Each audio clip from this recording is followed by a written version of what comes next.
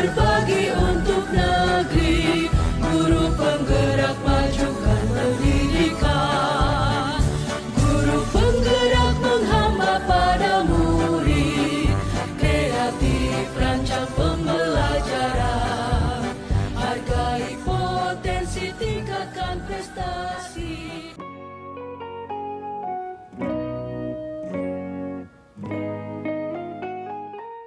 Adanya dilema etika ini memang sering terjadi di setiap sekolah. Misalkan aja saya sebagai kepala sekolah juga dalam memutuskan suatu kasus itu saya harus bermusyawarah dengan naikkan dengan bersara selama dia di kelas 5 nanti bagaimana perkembangan dia, ya kan? Kalau memang dia tidak berkembang ya otomatis kita kembalikan ke kelas 4 lagi. Itu juga tapi hasil musyawarah juga dengan saya tidak mengambil keputusan sendiri. Misalkan terjadi kasus anak dia usia sudah lumayan ya, dari kelas 1 mungkin sering tinggal, kelas 2 begitu dia di kelas 4 ya tinggal kelas lagi karena nilai yang tidak mencapai KKM. Nah disitulah kita harus ada kebijakan ya, mungkin kita ajak bermusyawarah apa permasalahannya, apa kendalanya, kelemahan anak gimana. Di situ kita sebenarnya pakai pandangan juga untuk guru, apakah kesalahan itu mutlak di anak atau di guru. Sebelum kita mengambil keputusan itu, kita identifikasi dulu, kita rumuskan dulu permasalahannya.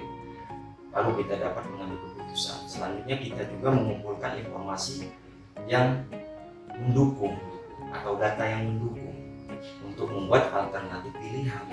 Mungkin dalam memecahkan masalah itu tidak hanya satu jalan, mungkin banyak jalan. Nah, tapi jalan yang paling efektif itulah yang kita ambil. Seperti itu Pak. Hal-hal yang saya anggap efektif itu ya pengambil keputusan adanya tindakan efektif dan segala supaya tidak terjadi hal-hal yang tidak diinginkan sebelum permasalahan itu terjadi. Seperti antisipasi duluan kita ya, ibaratkan sedia payung sebelum hujan.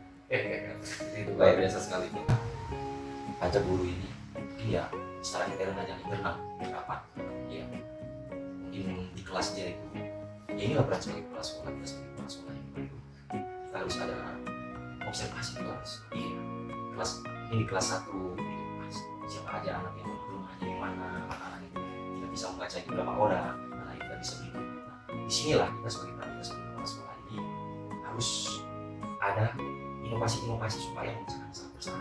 Tergantung kasusnya, ya. Kita tergantung kasus ringannya itu langsung kita selesai. Tapi kalau kasusnya itu lumayan berat, membutuhkan waktu atau proses yang cukup lama dalam menyelesaikan ya, kita butuhkan waktu khusus ya dalam hal ini ya. Mungkin kita akan atur jadwal ya, mungkin kita panggil orang tuanya, kita panggil walinya, kita panggil wali kelas, kita duduk bersama, kita pecahkan masalah. Jadi seperti itu tergantung permasalahan levelnya ya. Seluruh harus ya, baik itu komite, guru, wali murid, penjaga sekolah, tenaga perpus, ya. Karena kan permasalahan mungkin contoh aja sampah, otomatis kita harus melibatkan kantin, kita panggil orang kantinnya, bagaimana caranya ya supaya jualannya tidak ada bungkusnya, mungkin anak-anak jajan itu ya mereka makan di tempatnya, seperti itu. Jadi dalam faktor-faktornya itu ya ada faktor internal maupun eksternal ya. Jadi pembelajaran yang bisa kita ambil itu banyak, semakin banyak permasalahan di sekolah itu, insya Allah akan semakin banyak juga pengalaman yang kita peroleh. Seperti itu. Kalau masalah pembelajaran yang kita ambil, semakin banyak masalah di sekolah tersebut, semakin banyak pembelajaran atau pengalaman kita. Seperti itu Pak. Terima kasih waktunya juga nih Pak ya sudah memberikan sebagai narasumber di sini dan kita juga selamatkan kerja ya Pak ya. Dengan sejawat selaku kepala sekolah, mudah-mudahan semakin menambah wawasan kita Pak. Iya. Dalam bagaimana kita bisa mengambil keputusan yang terbaik. Insya Allah.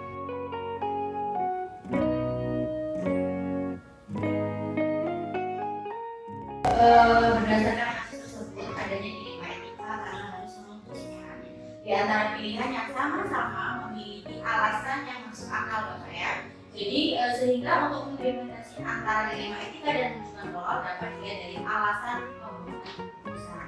Yang mana jika ada alasan masuk akal dan dibenarkan, maka masuk ke dalam dilema etika. Sedangkan jika alasan yang tidak sesuai, maka masuk ke dalam rujukan moral atau kemanusiaan.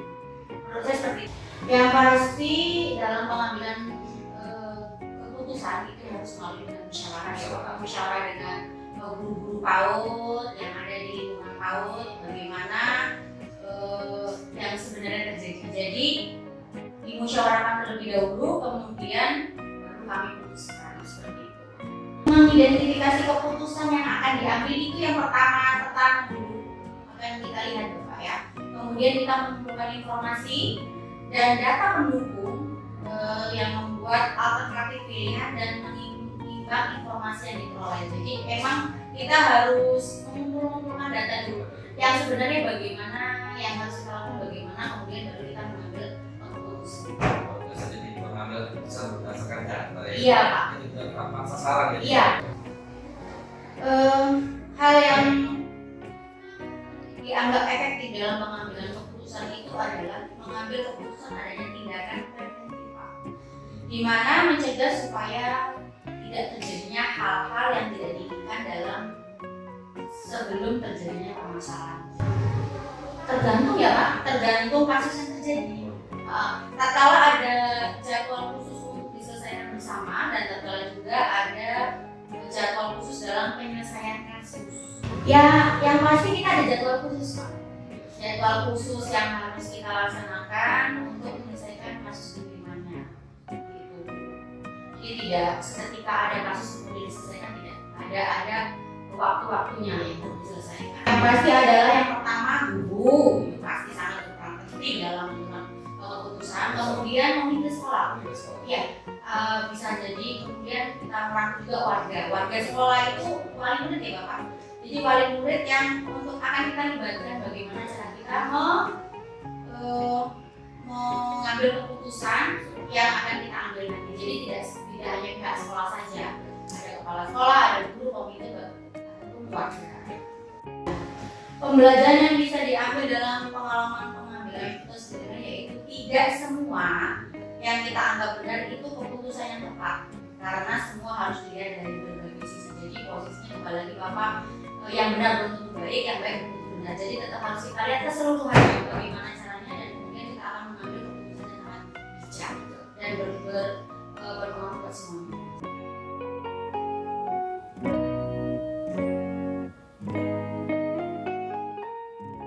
Terjadi dilema ketika yang kita lihat dengan adanya pilihan yang sama-sama benar, tidak ada rujukan kuat dan kasus karena tidak ada pelanggaran hukum yang terjadi. Melaksanakan upacara bendera, ternyata banyak anak-anak yang belum didisiplin tentang pemakaian seragam sekolah, seperti atribut sekolah, seperti menggunakan topi, menggunakan dasi, dan sepatu yang masih belum sesuai dengan aturan sekolah. Mengidentifikasi ke anak tersebut, bagaimana anak tersebut tidak menggunakan seragam sekolah, karena apa faktornya? Ternyata faktornya itu adalah karena kurang kesadarannya dari orang tua. Dimana orang tua seharusnya sudah menyiapkan nih setiap hari Senin, Selasa, dan Rabu sampai hari Sabtu itu tentang kedisiplinan pemakaian seragam sekolah. Ini dalam pengambilan itu harus dimusyawarahkan terlebih dahulu ya Pak, dari kita selaku dewan guru, seluruh dewan guru, staf, kita bermusyawarah dulu, mendapatkan pertimbangan dalam memutuskan suatu permasalahan. Di mana permasalahan ini kan bersumber dari wali murid karena kurang perhatiannya anak-anaknya ya. Jadi kita harus melakukan pendekatan atau pendekatan sosialisasi kepada wali murid. Nah, efektif itu ya dalam pengambilan keputusan hanya komunikasi, yang komunikasi guru dengan kita ya, kita sebagai guru dengan kita sekolah dan kepada wali murid, terutama pokoknya adalah wali murid. Kita sosialisasikan, komunikasikan dengan benar bagaimana aturan sekolah yang ditegakkan dengan disiplin sekolah. Jadi sehingga orang tua itu tahu bahwa ada aturan-aturan atau atribut yang harus digunakan setiap hari Senin, dan juga dikolaborasi di mana komite sekolah itu harus kita selalu kita fungsikan, kita kolaborasikan guru, komite, dan terutama adalah fokus kita adalah ke wali murid. Observasi dulu, ada apa sih anak itu, kenapa setiap hari Senin atau hari-hari selanjutnya tidak menggunakan atribut sekolah, itu ada apa? Nah, setelah kita temukan ternyata itu tentang karena keluarga dan orang tuanya, maka kita panggil komite. Tidak ada jadwal khususnya sih, maka kita akan melakukan sekolah itu kita kan akan mendapatkan banyak nih dari guru, dari komite dan wali murid. Jadi kita menggunakan jadwal. Kita siapkan jadwal terlebih dahulu. Bagaimana kapan kita akan lakukan koordinasi dengan pihak-pihak yang terkait itu. Makanya kita jadwal kita undang. Menyusun jadwal, undangan dengan wali murid di mana khususnya ya wali murid ya. Pihaknya ada guru, komite dan wali murid. Bersama itu ya. Kita koordinasikan dengan pihak tersebut. Itu sebagai apa ya? Membantu saya sangat membantu saya dari pengambilan keputusan, mengambil apapun itu adalah rekan kita yang sekolah itu sangat dalam membantu sekali karena mereka tahu lah kasus-kasus anak-anak karena mereka kan yang selalu berkaitan dengan anak-anak bagaimana tentang kehidupannya latar belakang orang tuanya mereka tahu jadi keputusan dilema kita yang kita alami pengambilan itu semua ataupun itu yang sangat membantu kayak enggak ada yang dapat adalah memperhatikan gaya lingkungan dari sekolah mengambil keputusan dan perlu adanya komunikasi antar guru, komite, dan orang tua, wali murid serta pihak-pihak yang terkait di lingkungan sekolah kita. Hati negeri ini memanggilmu kawan, belajar bergerak berbagi.